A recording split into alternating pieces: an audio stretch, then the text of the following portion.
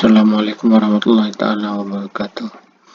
Baiklah, pada pembelajaran berikut ini kita akan membahas rab bagian ke-1, di mana rab ini kita akan membahas tentang bagaimana cara menghitung konstruksi bangunan gedung.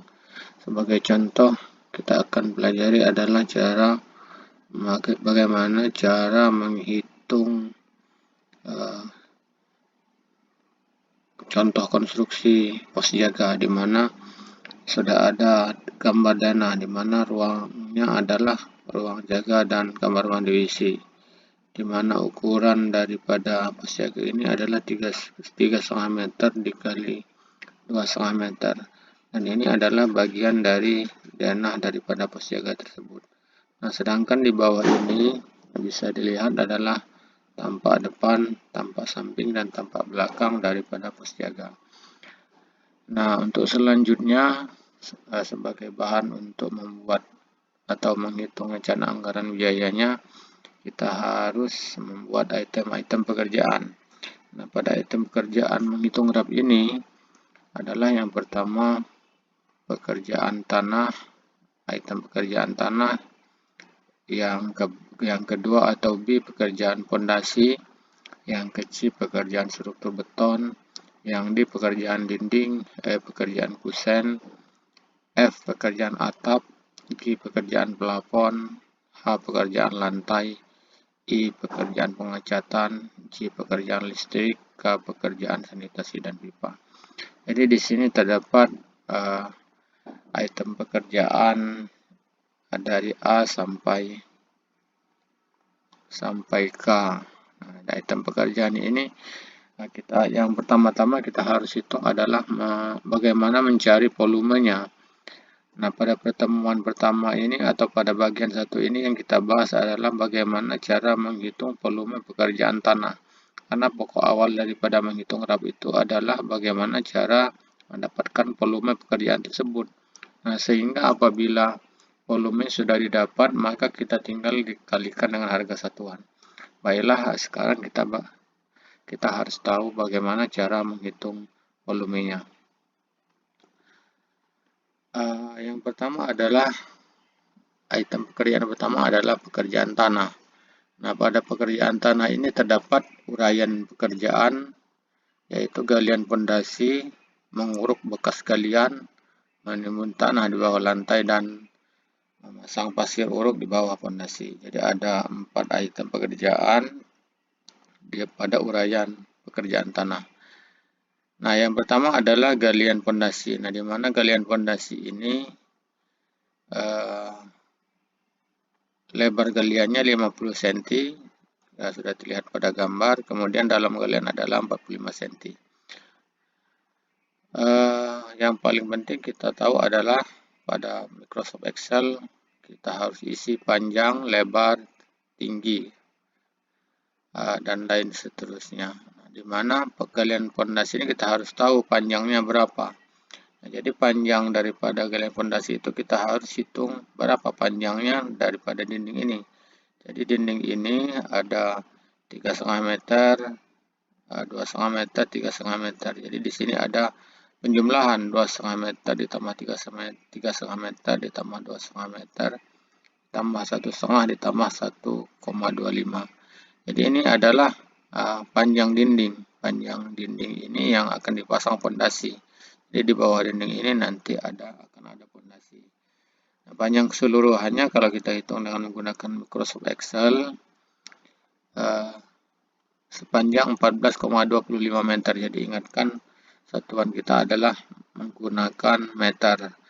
Nah, jadi kalau lebar galiannya 0,5 meter atau setengah meter atau 50 cm. Kemudian dalam galiannya adalah 0,45. Jadi tinggal dikalikan saja 14,25 dikali 0,5 dikali 0,45. Hasilnya adalah 3,21 kubik galian pondasi. Nah, berikutnya adalah urugan bekas galian. Jadi urugan bekas galian ini nanti akan kita hitung pengurangan antara berapa volume pondasi dikurang dengan volume galian. Jadi ini nanti kita bahas setelah kita bahas bagaimana cara menghitung pondasi. Nah, yang ketiga adalah timbunan tanah di bawah lantai. Nah, timbunan di bawah lantai ini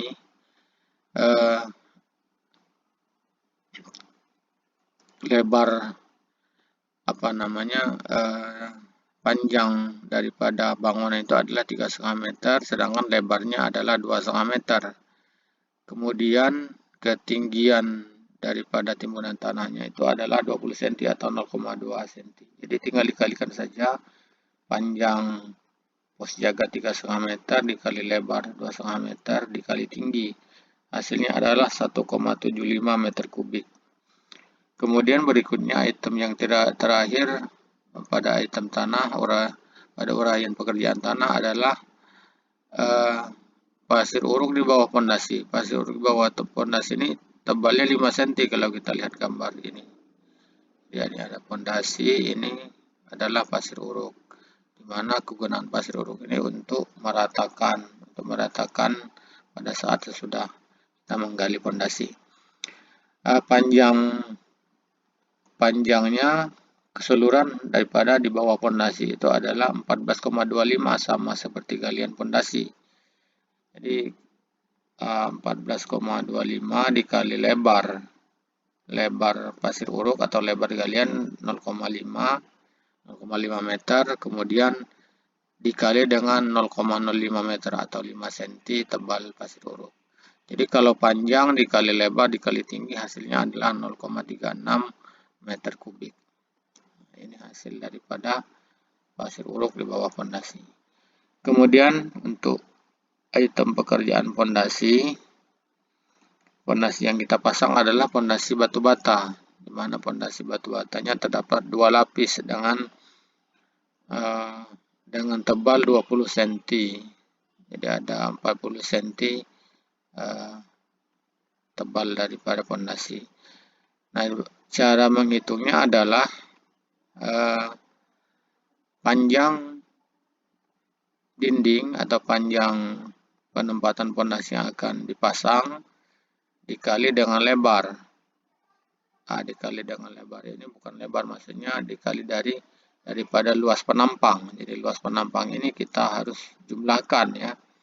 Nah, sedangkan panjang pondasi ini kita ambil daripada panjang galian sama. Karena pada galian ini nanti akan dipasang pondasi. Nah, sementara cara menghitung penampang pondasinya adalah 0,40 cm ini adalah lebar bawah pondasi dikali 0,2 ini ketebalan pondasi pada penampang yang paling bawah. Kemudian penampang yang kedua adalah 20 cm dikali 20 cm atau 0,2 dikali 0,2 meter. Jadi luas penampang daripada yang diarsir miring ini adalah 0,12. Sehingga apabila kita cari 14,25 dikali 0,12 dikali 0,71 dikali 0,12, saya ulang lagi, 14,25 panjang dikali 0,12 hasilnya adalah 1,71 meter kubik. Jadi inilah satuan daripada pekerjaan tanah dan pekerjaan pondasi. Tadi saya perlu ulangi cara menghitung urukan bekas galian. Jadi setelah digali harus diuruk kembali. Nah, caranya galian pondasi dikurang dengan pekerjaan pondasi hasilnya 1,5 meter ini. Jadi kalau kita lihat di sini ada I6 pada Excel. I6 ini adalah 3,21 dikurang dengan I11. I11 ini pekerjaan pondasi. Jadi hasilnya ini. Jadi untuk menguruk bekas galian itu hasilnya adalah 1,51 kubik. Nah, setelah dapat hasilnya nanti kita akan pindahkan kepada pekerjaan yang namanya item pekerjaan menghitung rencana anggaran biaya. Karena apabila selesai menghitung volume ini, nanti kita tinggal kalikan pada harga satuan.